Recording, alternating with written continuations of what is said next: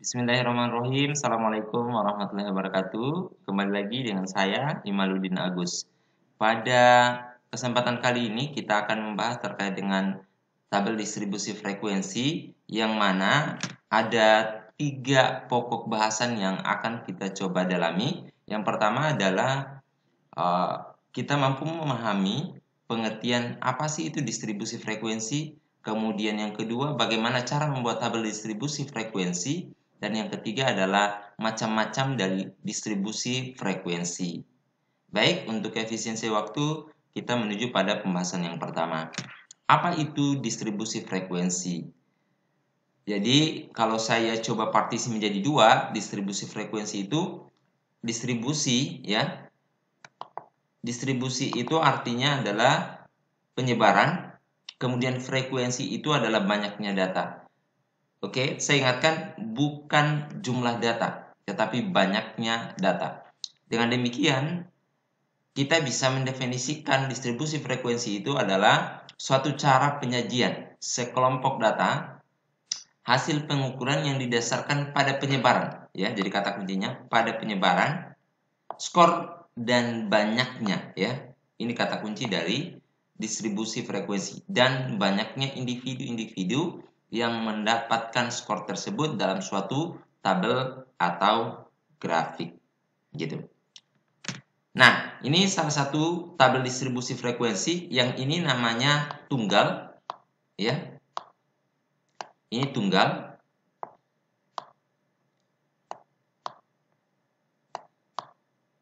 Oke. Kemudian yang selanjutnya adalah ini tabel distribusi frekuensi data kelompok, ya. Ini kelompok. Oke. Nah, yang akan menjadi pembahasan kita sebentar adalah bagaimana kita mengubah dari data tunggal ini ke data atau tabel distribusi frekuensi data kelompok. Seperti ini.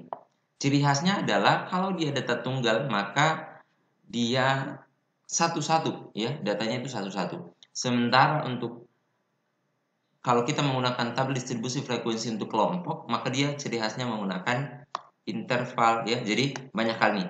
Ada namanya interval, panjang interval, ada namanya banyak kelas. Jadi ini namanya panjang interval, ya. Jadi dari 31 sampai 40 itu berapa panjangnya? Kalau yang dari atas ke bawah, ya, sampai ke sini, ini namanya banyaknya kelas, ya. Banyaknya kelas, gitu. Nah, ini frekuensi atau banyaknya data. Jadi, berapa sih banyak data dari 31 sampai 40? Oh, ada 2 data di situ. Entah berapa. Entah apa, gitu ya. Nah, ini akan menjadi pembahasan lebih kita sebentar. Baik, kita lanjut kepada bagaimana cara membuat distribusi frekuensi dari data tunggal ke data kelompok, yaitu menggunakan interval. Maka langkah pertama yang harus kita lakukan adalah kita urutkan data. Jadi kalau kita punya data tunggal, kita urutkan dulu dari data terkecil sampai pada data terbesar, ya. Kemudian yang kedua, kita menghitung jarak atau rentang.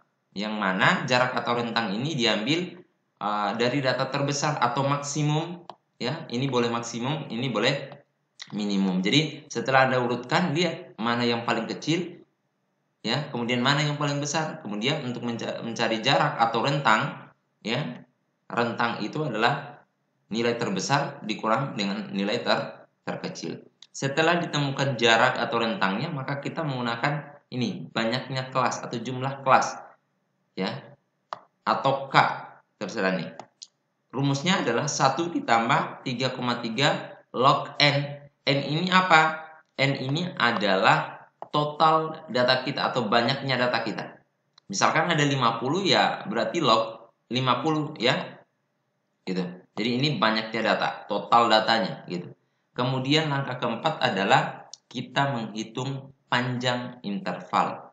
Jadi kalau ini jarak, ini kelas, banyaknya kelas berapa, ya. Kemudian yang ini atau ini bisa disebut juga kelas interval, ya. Kemudian kita menghitung panjang interval. Panjang interval itu, ya, atau ini boleh P, boleh I, ya. gitu ya. Atau saya konsisten saja. Kita menggunakan I di sini. Oke. Berarti interval itu atau panjang interval itu formulanya adalah rentang dalam kurung R per dengan jumlah kelas dalam kurung K ya. Jadi rentang atau jarak di sini, kemudian ini jumlah kelas atau banyaknya kelas. Berarti yang keempat ini bergantung pada nilai sini ya. Kemudian bergantung pula pada nilai ini. Oke. Gitu ya. Nah, setelah ini diperoleh maka kita melakukan ya atau menentukan batas data pertama. Biasanya boleh Anda ambil data terkecil, kemudian Anda urutkan data terkecil tersebut dengan menggunakan panjang interval ya dan kelas interval. Setelah itu dibuat menjadi tabel gitu ya. Nah, sebagai contoh seperti ini. Misalkan kita punya data nih, nilai UTS matematika mata kuliah statistik untuk mahasiswa 1 jurusan PAI atau KPI ya di sebuah perguruan tinggi atau Yayan Kendari lah boleh. Ini datanya ada 40. Jadi ini data semuanya ada 40 data. Oke. Nah, kemudian buatlah tabel distribusi frekuensi dari data di atas dengan panjang kelas yang sama ya. Oh, berarti kita nanti buat distribusi frekuensi yang kelompok, bukan tunggal ya. Kita buat yang kelompok. Nah, langkah pertama adalah kita susun dari yang terendah ke yang tertinggi ya. Jadi dari 61 sampai 95 nih, saya susun. Kemudian kita mencari rentang atau jaraknya. Oh, ternyata di sini sudah ada yang paling rendah adalah 61. Yang saya lingkari. Kemudian yang paling tinggi itu 95. Maka rentangnya adalah 95 dikurang dengan 61 hasilnya adalah 34. Lalu yang kedua adalah banyaknya kelas atau jumlah kelas ya. Maka kita menggunakan formula 1 tambah 3,3 log 40. Kenapa 40? Karena total data ini atau banyaknya data ini adalah 40. Nah, ternyata log 40 itu sama dengan ini ya. Untuk mencarinya Anda tinggal boleh menggunakan kalkulator, tinggal tulis log 40, log 20, log 50 sesuai dengan banyaknya data Anda. Setelah diproses hasilnya adalah 6,286, maka kita bulatkan menjadi 6 ya. Jadi pembulatan ke atas itu ketika dia lebih dari 0,5 ya. Kemudian pembulatan di bawah itu ketika dia kurang dari 0,5 gitu. Selanjutnya setelah dapat rentang, dapat banyaknya kelas, maka kita manfaatkan ini untuk mencari namanya panjang interval ya. Yang mana berarti tadi kita sudah dapatkan rentangnya 34, kemudian kelasnya ya, kelasnya ada 6. Ini kita proses hasilnya adalah ini 5,667, kemudian kita bulatkan menjadi 6. Sehingga kita sudah peroleh panjang intervalnya 6, banyaknya kelas 6. Kemudian nah kita mengambil ujung bawah kelas interval pertama ya, yaitu 61. Dari sini kita susun.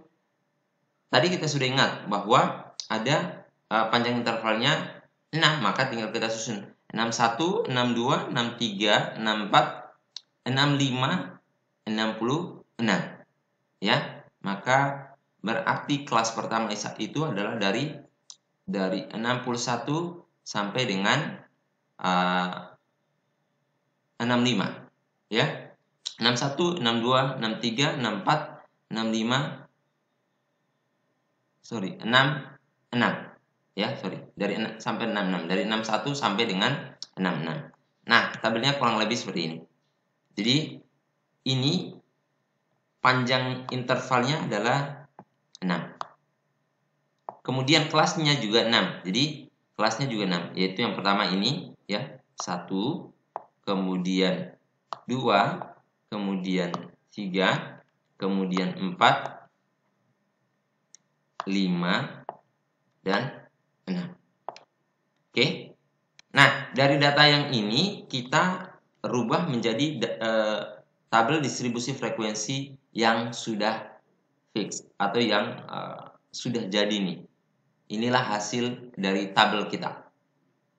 Ini sengaja saya dibuat seperti ini supaya memudahkan kita ketika kita menghitung frekuensi atau banyak data masing-masing interval. Nah, ini sehingga diperoleh ini ya. Oh, ternyata 61 ya. Nilai dari 61 sampai 60 itu ada 5 orang, 67 sampai 37 ada 13 orang dan seterusnya dengan total ya. Totalnya itu adalah 40 orang. Baik, itu penjelasan terkait distribusi frekuensi. Jika ada pertanyaan silakan ditanyakan di kolom komentar atau di WhatsApp grup kita. Selanjutnya kita masuk jenis-jenis distribusi frekuensi atau macam-macam distribusi frekuensi. Ada namanya distribusi frekuensi relatif. Yang ini itu penyebaran data nanti kita akan menggunakan presentasi. Cara memperoleh presentasi dari distribusi frekuensi adalah frekuensi ya. Yang pertama adalah rumusnya saya tulis saja R ya, relatif atau RE ya. Relatif itu formulanya adalah frekuensi yang memuat, jadi ini Fi ya, per dengan Fn atau frekuensi total ya, saya tulis Fn. N ini artinya banyaknya data ya, kemudian dikali dengan 100%.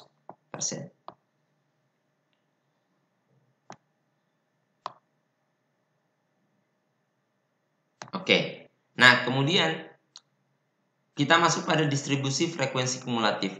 Ada dua jenis, ada namanya kumulatif lebih dari, kemudian yang kedua adalah kumulatif kurang dari. Nanti yang ini akan sering kita gunakan nanti kalau kita mencari rata-rata untuk tabel distribusi frekuensi data kelompok. Ya, jadi untuk mencari rata-rata, untuk mencari median, modus, kuartil dan seterusnya, kita harus mencari namanya distribusi frekuensi kumulatif kurang dari ya. Kemudian yang bagian ketiga ada namanya distributif relatif kumulatif. Artinya kita mencari presentasi dari masing-masing frekuensi kumulatif atau distribusi frekuensi kumulatif, baik itu lebih dari maupun kurang dari. Jadi prosesnya juga sama ya. Tinggal kita lihat frekuensi pada interval itu berapa, kemudian kita bagi dengan total frekuensi yang ada, kemudian dikali dengan 100%. Baik, saya kira untuk penjelasan kali ini saya cukupkan. Sebagai tugas Anda, yaitu gunakan data tunggal yang 50 data yang telah saya tugasi Anda sebelumnya, dan rubahlah data itu menjadi data distribusi frekuensi kelompok dengan mengikuti langkah-langkah yang telah saya jelaskan. Sebagai bahan persiapan nantinya, saya sampaikan bahwa materi kita nanti kita akan membahas tentang pemusatan data ya, atau central tendency, yang mana yang akan kita bahas terkait dengan rata-rata, median, modus dan lain sebagainya. Kemudian jika ada pertanyaan silakan ditanyakan melalui WhatsApp grup atau di kolom komentar. Saya kira demikian. Mohon maaf atas segala kekurangan. Akhirul kalam, wabillahi taufiq wal hidayah. Assalamualaikum warahmatullahi wabarakatuh.